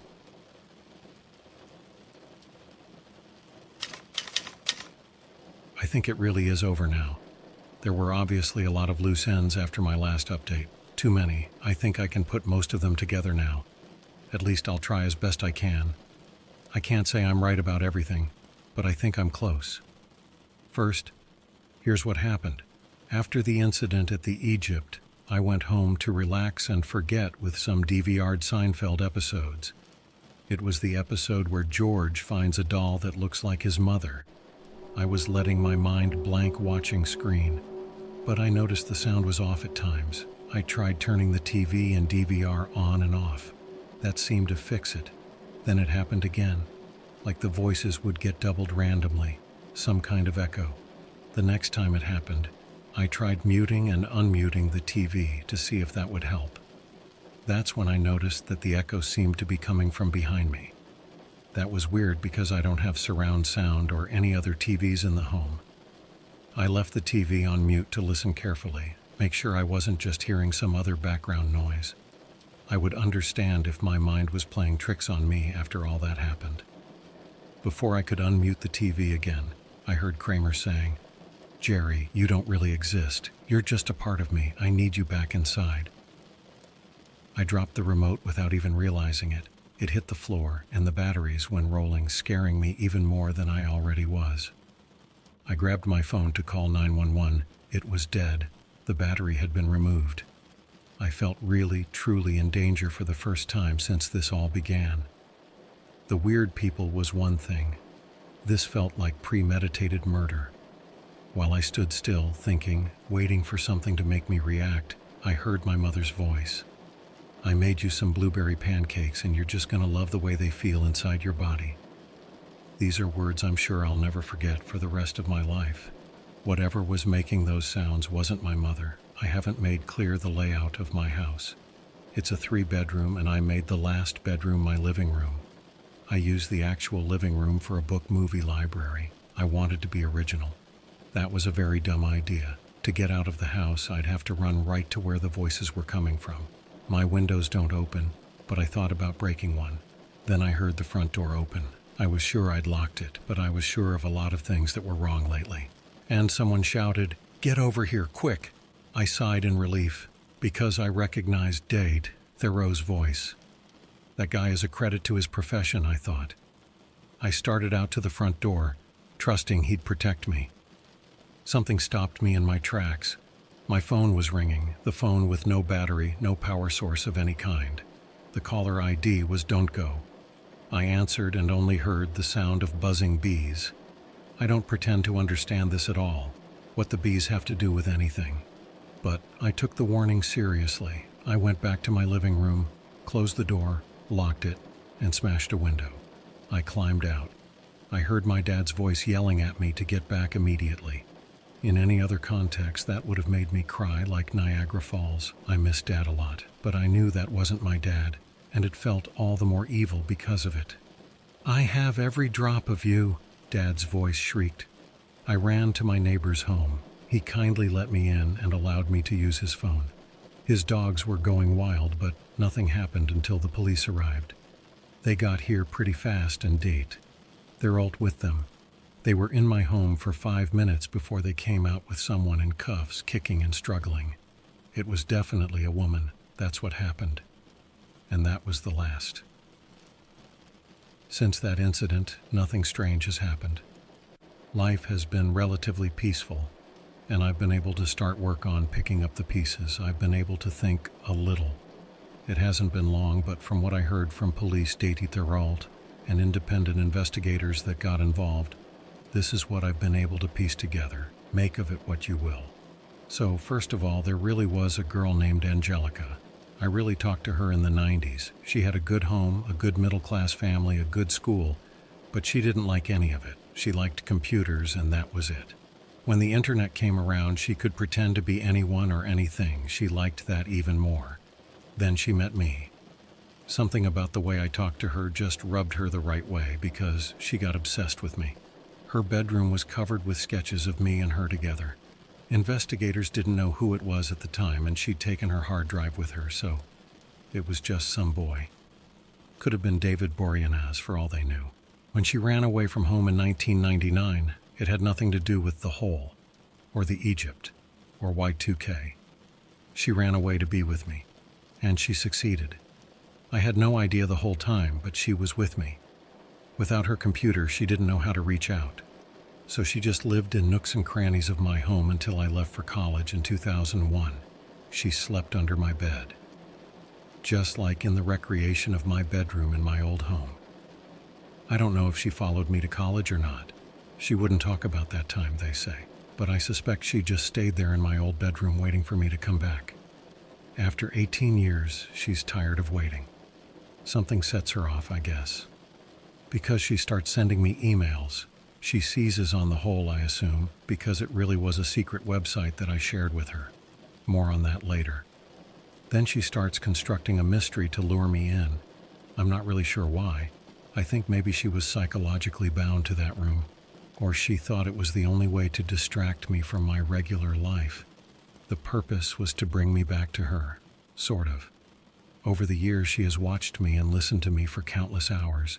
She has trained herself to imitate the voices of almost anyone in my life. That even extended to the cast of Seinfeld, apparently. She used her technical knowledge to imitate acquaintances online, like Ben was just on vacation. All trickery. She carefully and cleverly manipulated me every step of the way. I was a total puppet. I don't know if I threw her for a loop even once. But where it was all supposed to end was me coming back to my room in the old house. Finding my room the way it used to be, with the old dial-up modem, the old tower, my old VCR, and a PlayStation 1 hooked up, ready to play. It was like being a teen again. I think she expected me to just revert back to my old self. Maybe she thought she'd finally come out of hiding and we'd get to do it different this time. Maybe it was just nostalgia and hyperdrive. Either something I did ruined it, or she couldn't bring herself to come out of hiding because it didn't end there. So she kept the mystery going, dragged me back to the Egypt by imitating Ben and the detective, hired those people to spook me. What did she expect to happen from there? I don't know. I can guarantee she was reading every one of these updates. Maybe seeing her name involved in my life story every week was enough for her. It's sad, but it's also terrifying. That kind of obsession never stays satisfied for long. That was Thoreau's words. I'm not that philosophical. He told me if I had gone toward his voice that night instead of going out the window, I'd be dead. He wouldn't tell me what she had planned for me. He said I'd sleep better never knowing. The uncomfortable shake in his eyes told me all I needed to know. If it could upset him, it had to be pretty bad. That leaves an awful lot of mysteries, right? What about the Egypt, Joseph Van Eck? Where'd the pop-up pub come from? Well, the pub is easy. It was a group of community college kids and their calculus professor partying in an abandoned space. They didn't want to get busted, so they pretended to be a pub and put everything back the way it was meticulously. The Egypt is also kinda easy. So Joseph Van Eck and his niece were actually not inventions of Angelica. How much of the more mysterious aspects of the story are true, I'm inclined to be skeptical. Police were able to confirm that the Egypt was indeed the front of a doomsday cult, and they really had abducted children to digitize their souls. The niece knew about this and said nothing. I was introduced to the whole through the Egypt. The website, probably created as a joke, was mysterious enough to captivate them. They believed it was something otherworldly. Angelica knew about it through me. She was never involved in their sessions. I was. They drugged us and would have us stare into the hole. Then we had to look away and feel our souls being digitized. The teens who showed the most promise or facility for brainwashing were taken. That's an active investigation now. The bones in the walls were adult bones. The teens have never been seen since.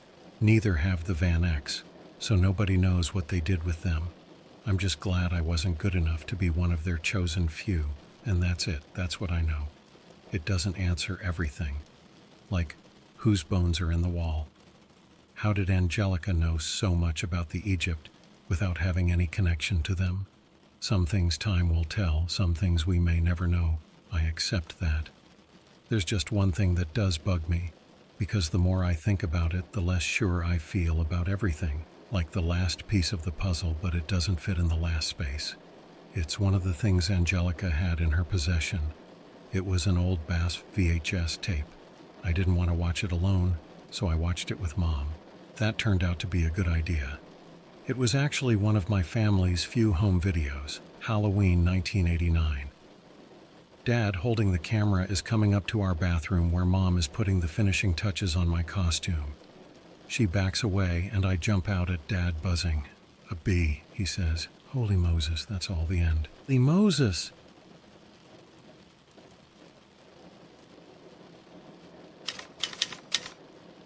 My last update. For historical purposes, I'd like to thank you all for bearing with me. I realize I owe you an explanation, and you'll get it as much as one is possible. I'm writing this from a public library.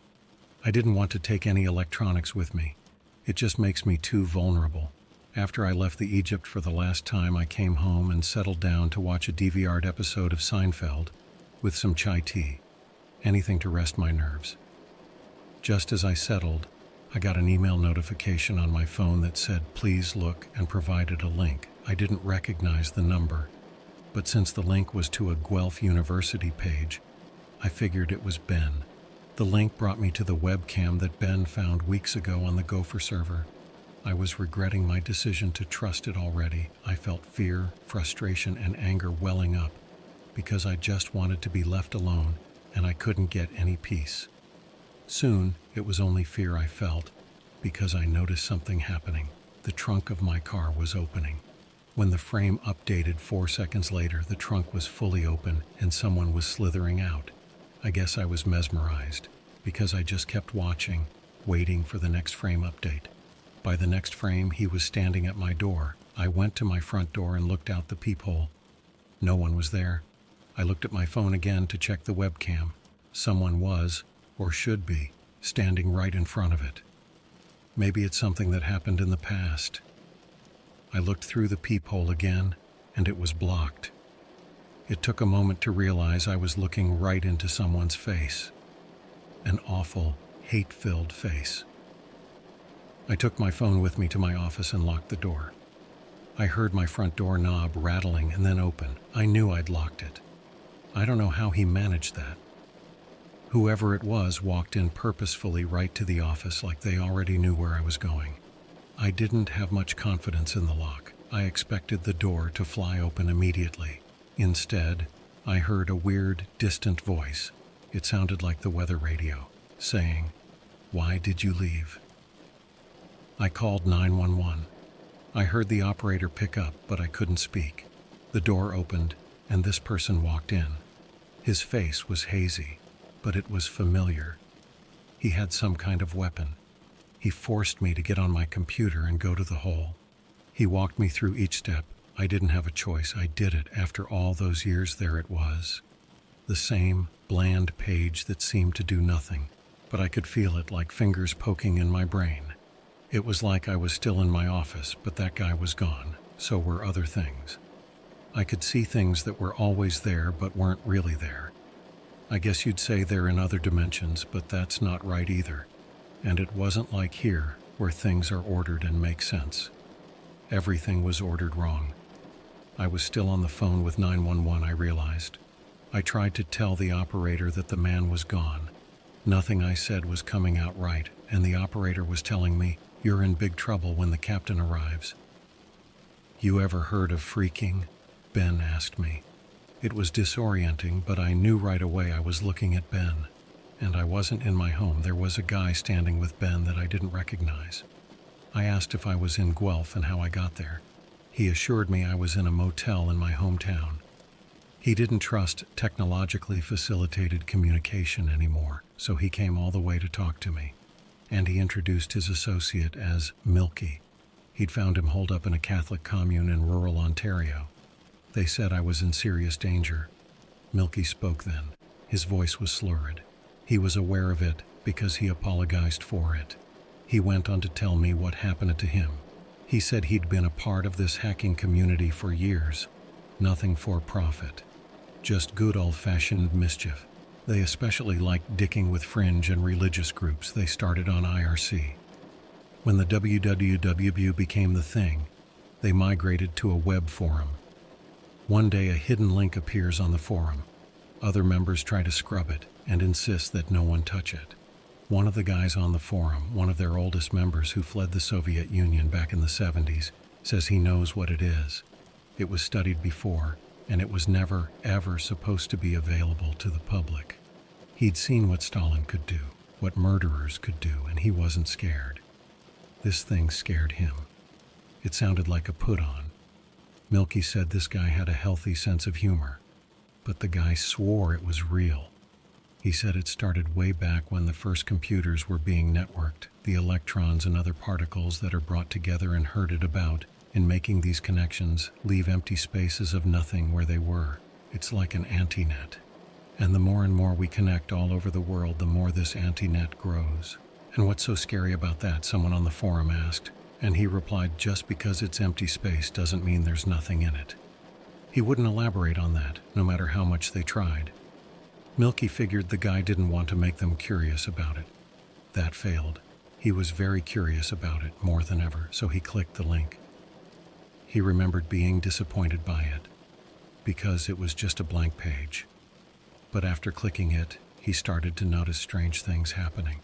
He lost track of time. He'd be told by people he knew that he'd done things he had no memory of doing, or even that he couldn't have done because he was doing something else.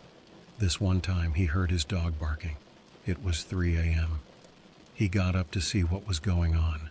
The dog was standing in the entrance to his living room just barking nonstop. He expects to find a mouse cornered in there, but he said he remembers being so startled. He tried to scream, but no sound would come out. Two men in business suits were sitting on his couch. He immediately thought of a mob hit.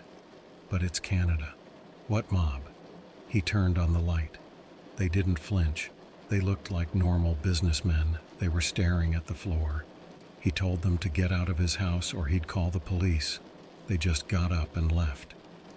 On the way out, one of them said, "You asked us to come and sit here." He never saw those men again in his life. Another time, he called his brother in Vancouver to wish him a happy birthday. They had a pleasant chat and he hung up the phone, went about his business. About an hour later, it hits him like a punch in the gut. His brother died 2 years ago. He always called him on his birthday. He just did it so reflexively, and when he got an answer, it was like old times. So, who was that he was talking to? His story sounded a lot like the ones the fake real Angelica told me about when I talked to her weeks ago. So either I was speaking to the real Angelica then, or maybe this wasn't the real Ben and Melke. I guess I couldn't be sure about anything anymore. At least, it was less scary to believe they were real. During this time, he kept checking the hole. He wanted to figure it out. Now he thinks it was controlling him. He doesn't remember the things he saw when he visited. But he said the old Soviet was right. It wasn't empty. What he saw in there, his brain won't let him remember. I just wanted to know why all this was happening. Ben stepped in here. He said there's only one way he can think of for this site, if it can be called that. To influence a mind that way, it has to be electromagnetic emissions. It must somehow be able to read them off of us and produce them as well. It's a technique that was experimented with as a form of freaking, but never with biological systems. As to why, he doesn't think there's any purpose. It's just there and does what it does. It's the antinet. It introduces emptiness, division, and chaos instead of connection. That's just a byproduct of its existence. And its existence is a byproduct of the internet. Like angry Facebook arguments are a byproduct of the internet. It was never supposed to be something you could just navigate to. It was theoretical. A thing a few computer scientists knew about. Somehow someone leaked it out there, and it first appeared buried on the Heaven's Gate website. After they committed mass suicide, it spread. Hacking sites, gothic sites, conspiracy sites, the fringe of the internet. That was a lot to take in, and I'm not sure how much of it I really believe. On top of that, apparently several hours had passed since the man made me click to the hole. During that time, I wrote and published the previous part of this story. I've read it over and over now, and it seems so odd and purposeful. The only part of it was true is that I was watching Seinfeld. And I really did dress as a bee for Halloween once. But my dad never touched a video camera in his life. Milky said I'd placed a link to the hole in that post. But he took the liberty of editing it out. There's no way to destroy the antinet. What we can do is make sure there are no more links to it out there. The thing about the internet is, it's really hard to delete anything. I suddenly remembered what the 911 operator said to me. I asked Milky, "Who's the captain?" He was shaving when I asked him. His hand stopped moving. I saw in the mirror tears forming in his eyes. He was visibly shaking. He said, "Captain Meat. It looks like a dog." Then he went back to shaving like nothing happened. Later, I thanked Ben and Milky for saving me, for risking so much, really, especially Ben, and for trying to warn me with the link to the webcam. But both of them denied ever sending that text. They asked to see it. They couldn't figure out where it came from. They checked the link to the webcam, too. It still worked. There was the front of my home, my car with the trunk still open. We watched it for a few frame updates before Ben noticed. Someone was in the trunk. It was dark and grainy, but that was definitely someone in there. And I shuddered when we all agreed that whoever that person was, they were looking right at us. We turned it off. I think I'm closer to solving this than before, and I'm not so alone now. I realize I won't be able to just relax and avoid it. And there are other victims out there, people like Angelica, and the other missing kids. I don't know. I don't know how much I believe in real life right now either.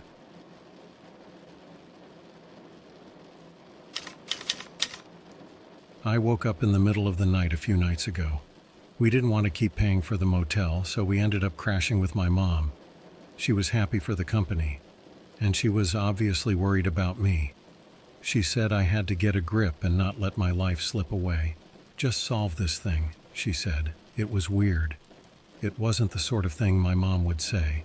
Anyway, I woke up because I was hearing whispering sounds. You'd think louder sounds would wake you, but no. The whispers are the worst. I listened carefully. I tried not to move. I wanted to hear where they were coming from. It was a two-way conversation. I couldn't make out any of the content, though. Just a word here and there. I got up slowly and looked toward the corner of the room. That's where I thought the sounds were. It took a while for my eyes to adjust. When they did, I saw Milky kneeling in front of one of the electrical sockets. He'd whisper something into it, then turn his head and wait, and whispers came back. He saw my looking then and said, "Some trick, huh?" I guess it was ventriloquism. But why do that alone in the middle of the night? My nerves were shot. I got out of bed and went out to the kitchen for water. I could see someone standing out on the front porch through the kitchen window. Figuring Ben couldn't sleep either, I went out to ask him if Milky was really okay, because he didn't seem to be. I flicked on the outdoor light and stepped out. But it wasn't Ben out there. It was Milky again. He tried to tell me something about constellations, but I walked back in. Something wasn't making sense. There was no way he could have gotten out that fast. Some trick, huh? I went into the living room. The TV was on. It was the episode of Seinfeld where George finds a doll that looks like his mother. That made me uncomfortable, so I changed to another channel. The program guide said the ninth gate would be showing. I always liked that one. But instead of the ninth gate, it was the 10 Commandments. Very different movies. Only one number off, though. I guess it was near Easter, so it's not that odd. Seeing Heston's Moses posturing with the Egyptians struck me. I never did get to speak to Holy Moses. I let myself be distracted, chased off, or both. And everything happening just seemed to be getting more and more filled with coincidences and connections that weren't adding up, or added up too well, which is the same thing, if you ask me. I started up Mom's computer. It still ran Windows XP. It was Dad's computer, and she doesn't like change. I had to download MyArc. As soon as I did, I connected to EFNet. This time I was going to talk to him. He wasn't hard to find. Just a whois, and there he was, in H1991. He was the only one in there besides me. Before I could send him a message, an email notification appeared on screen. I guess Mom had it on auto start.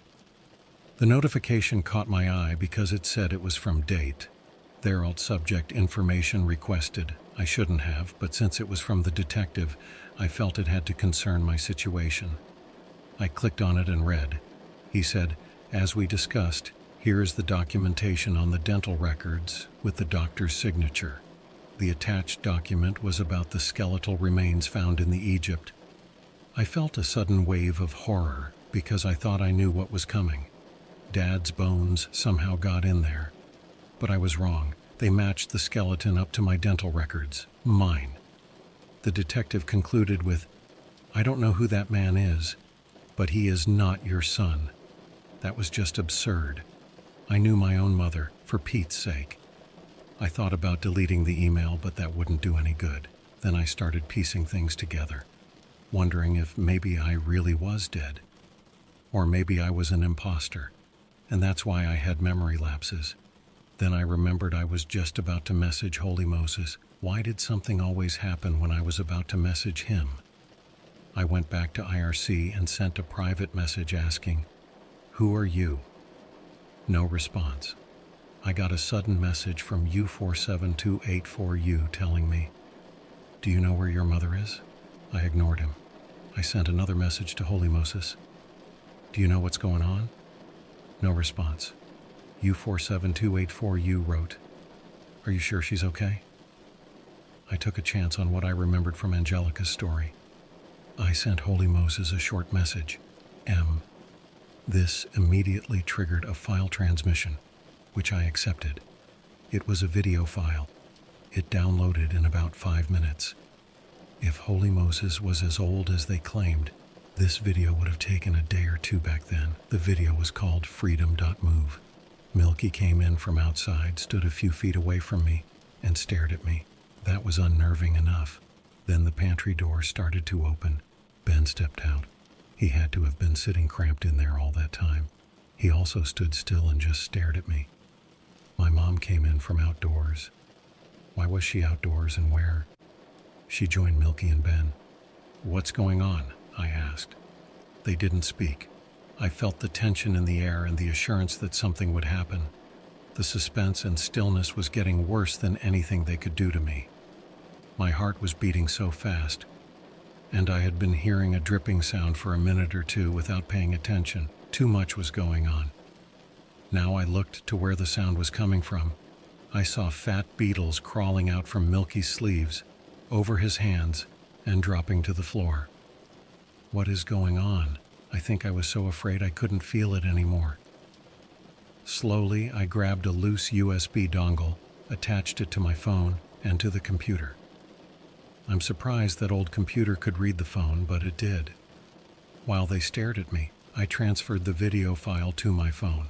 I unplugged the dongle, took my phone, and ran to the bathroom where I locked myself in. I heard feet shuffle up to the door and stop there. I turned on the shower to drown out sound, and then started watching the video. The webcam being used was severely damaged by the looks of it, but I could make out a very sickly-looking older man. The audio was distorted, and I had the shower running, so I had to start it over and up the volume. The man said he's been trying to warn me. The dilaton distortion in the hole allows him to send messages during brief windows. If I am listening to this, he said, I am in the hole and have been for a while. Other things are also in here. While he spoke, I kept hearing screams in the background of the recording. Some sounded closer than others. He said these things don't want me going anywhere. I need to get out before it's too late. He knows, he said, because he's me. The last thing he said before the video ended abruptly was, the birds and the bees. I couldn't leave through the door, so I pulled up the blind to leave through the bathroom window. I almost shrieked when I saw my mother's face pressed up against the window. I was trapped. I thought about pushing through anyway, but I couldn't hit my mother. I just wasn't raised that way. I could hit Ben or Milky if I had to, so I took the door. Nobody was there. That just made me worry about where they really were. I stepped outside, and still nobody there. I hurried to my car before Mom could come around from the back. Then I heard rapid footsteps. Ben was running right toward me from way down the street. As he got nearer, he started shouting, "Stop hurting me!" But he didn't look in pain. He looked in a rage. I got in my car and started backing. When he got to me, he was pounding on the windows, still screaming. I drove straight back to my home, leaving them all behind. The only explanation could be that I'm in the hole, whatever that means, because there was no other way Ben and my mom would act like that. But when did that happen? What does it mean? What's real? Is any of what I'm writing really making it online? I don't understand any of it. Before I even stepped inside my home, I knew something was wrong. Waves of something, just bad, pure bad, were hitting me. I opened up. It looked normal. I started turning on all the lights, and I grabbed a knife from the kitchen drawer. Then I saw them. 2 men in bee costumes sitting on my treadmill, looking at the floor, not moving, almost like they were stuffed or forgot where they were. "What do you people want from me?" I asked. I kept a tight grip on the knife. They stood up. Then they both looked down the hall toward my office. I followed their gaze but saw nothing down there. After a few seconds of wondering what they saw, I heard the song start. Early in the morning. While I was looking down the hall, they were already heading out the door. I decided to follow them, because whatever started that music gave me a worse feeling than them. As I stepped out the door, I'm sure I heard a dog growling behind me. I followed them across the road and into the woods. I turned my phone flashlight on to be able to follow them. It's like they could see in the dark, the way they navigated the woods. The deeper we went, the more uneasy I became. They just seemed to keep going and going. But the deeper we went, the more I started to hear birds. I never even thought of it before, but I hadn't heard any birds for a long time. Weeks at least. Or locusts or any normal springtime sounds. The more I followed the bees, the more I heard the birds. Until they got loud enough, I figured we must be under a massive collection of nests. I kept following them until it got too loud to bear, and then it sounded like machinery, like elevators. And then I was back in my office, sitting at my desk, slumped over my keyboard. The corner of my mouth was wet. I picked myself up. It felt like I was just waking up from a deep sleep. The room was bright with sunlight. I could hear birds chirping up a frenzy outside. My screensaver was on. When I shifted the mouse just to see what time it was, the last email from Angelica, with the instructions to get to the hole, was up. But I know time passed. I know I wasn't just sitting in my office the whole time. Someone would have noticed, called in a wellness check, something. It's been weeks. And you've been reading this over a period of weeks. This didn't just show up one day. I know what I'm supposed to think. I just don't know how to make sense of that. I sat disoriented for a while, before realizing I had to urinate, eat, and drink. When I had done those things, I looked around my home for clues. The knife I'd taken was back where it belonged. My old computer was put up in its box. I called my mom to ask if she was okay. She didn't remember any of the events I mentioned, nor ever encountering any men in bee costumes. I called Day, their Rault. He said I contacted him on a lead about missing children, but he was unable to substantiate my claims. I asked if there really were missing children. He said, "Sir, there are always missing children," and hung up. I was at my wit's end. I sent an email to Angelica, asking her if she was alive or missing or in need of help. She replied pretty quickly. She didn't answer my questions. She said, "Pretty intense, huh? You can spend the rest of your life in there." That's when I remembered the video on my phone, from Holy Moses. I checked, and it was still there. I knew I wasn't dreaming. I played it back. Here would be my evidence. The video was 2 minutes of distorted audio and video. In all the distortions, no recognizable sounds or images. That was a few days ago. It's taken me some time to get calibrated to reality. Nothing strange has happened since. I can't explain what happened. Maybe I had a psychotic break. I was under a lot of stress at work. Maybe someone was gaslighting the hell out of me. Maybe there really is a secret website that uses electromagnetic waves to mess with your mind. Or, you may think, maybe I'm just making everything up. A sad internet nerd in love with Usenet and gopher sites. I'm just glad it's over. I'm glad to be going back to work like a regular person. Making banana smoothies. Not thinking about sinister internet cafes. I really do remember the Egypt and the hole, and it's like reality all twisted. I'll just end by saying I don't think I'll be feeling any nostalgia for the old days of internet for a good long while. I'll start appreciating nature and well-ordered reality a lot more instead. Abracadabra.